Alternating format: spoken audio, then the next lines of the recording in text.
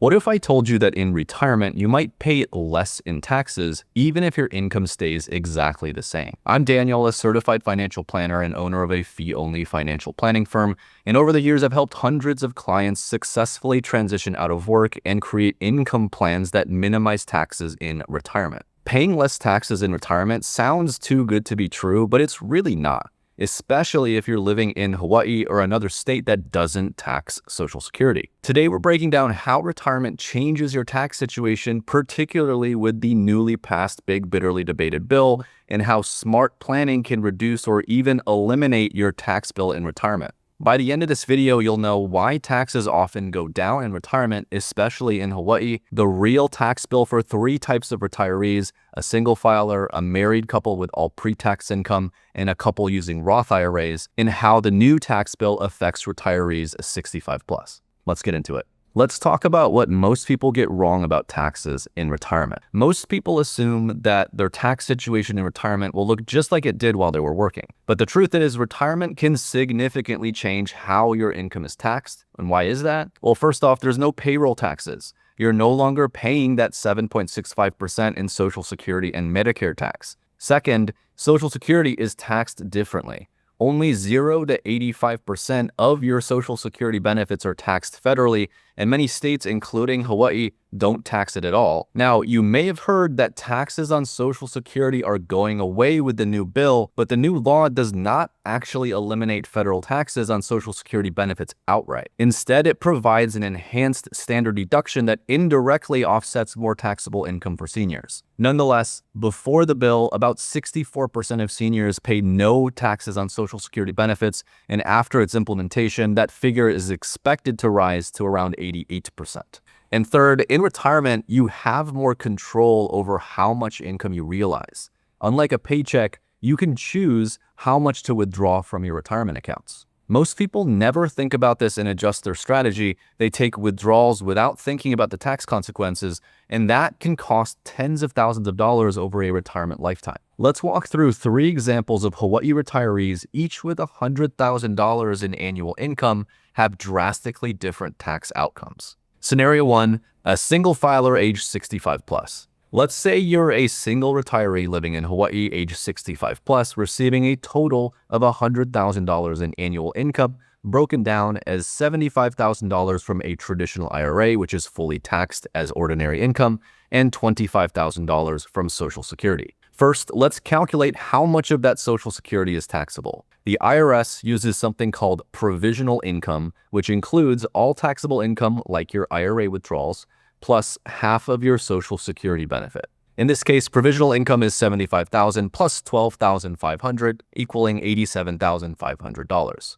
That puts this retiree well above the IRS threshold, meaning 85% of their Social Security benefits are taxable. So total federal gross income is $75,000 from the IRA plus $21,250 for the Social Security, totaling $96,250. Now, thanks to the newly passed One Big Beautiful Bill, retirees age 65 plus are eligible for a new $6,000 senior bonus standard deduction, but there is a catch. This bonus is income limited for single filers. They can deduct the full $6,000 if their income is $75,000 or less, and it's phased out gradually until $175,000 where it disappears completely. This single retiree has a gross income of $96,250, which means they do qualify for a partial deduction. So let's estimate the reduced senior bonus deduction.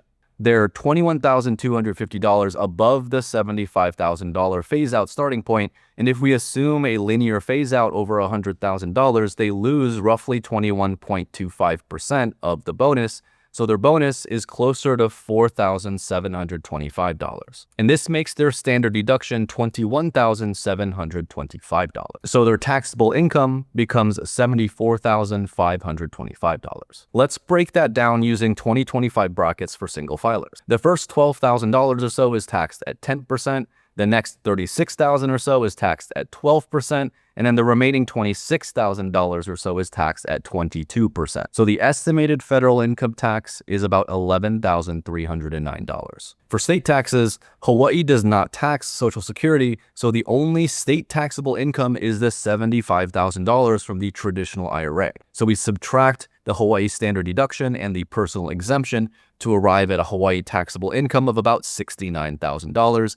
And using Hawaii's progressive state tax brackets, the estimated tax is about $3,250. Totaling it all up, their net income should be around $85,440 out of the $100,000. Even though this retiree doesn't qualify for the full $6,000 senior bonus deduction, they still receive a partial deduction of around $4,700, which reduces their federal tax bill by over $1,000. If this individual had drawn less from their traditional IRA, or had used Roth IRA withdrawals instead, they could have lowered their provisional income and qualified for the full deduction, which brings their tax bill down even more. We'll explore this exact situation in scenario 3, where strategic use of Roth assets nearly eliminate taxes altogether. So stick around. But first, let's look at a married couple, both age 65 plus, living in Hawaii and filing jointly.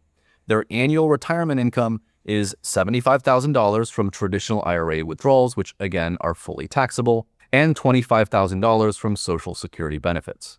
So again, first we're going to calculate provisional income to determine how much of their Social Security is taxable. And to save us some time, they're going to still be taxed at 85%. So 85% of $25,000 is $21,250. So total gross income is $75,000 plus $21,250, which is $96,250. Because this couple is both age 65 and older and their income is under $150,000, they qualify for the full $12,000 senior bonus deduction. This deduction is added on top of their regular standard deduction, including the age-based add-ons. So that's the base standard deduction of $29,200 in 2025, plus $3,000 because they're over 65 plus, and the new senior bonus, which is $6,000 times 2 or $12,000. So their total standard deduction is going to be $44,200. And that means their taxable income is $96,250 minus $44,200,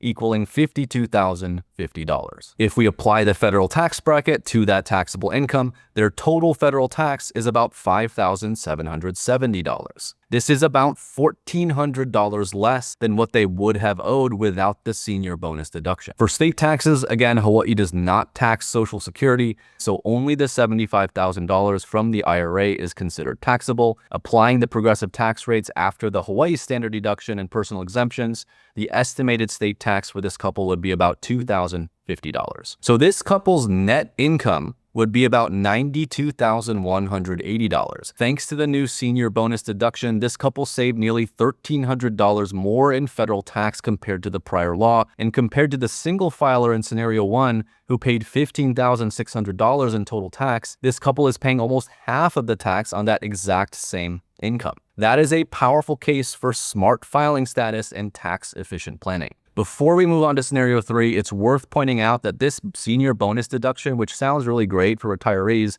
is actually temporary. It expires in 2028 unless it's renewed. So keep that in mind. Finally, let's talk about scenario 3, a married couple using a Roth IRA strategy. In this final scenario, we're using the same married couple from scenario 2, both age 65 plus, filing jointly and living in Hawaii, but they're now using a tax-smart income mix where $25,000 comes from a traditional IRA, which is fully taxable, $50,000 comes from a Roth IRA, and $25,000 from Social Security. Total income is still $100,000, but because most of it is tax-free or non-taxable, the result is dramatically different. Let's start again with provisional income. Roth IRA withdrawals do not count towards provisional income, so provisional income is $25,000 from their IRA and $12,500, which is half of their Social Security, totaling $37,500. That puts them in the middle of the Social Security tax bracket, so only 50% of their Social Security benefits are taxable. So this couple's total federal gross income is $37,500. Now that we have their gross income, let's calculate the senior bonus deduction. Their income is $37,500, which is well under the $150,000 limit, and both spouses are 65 plus,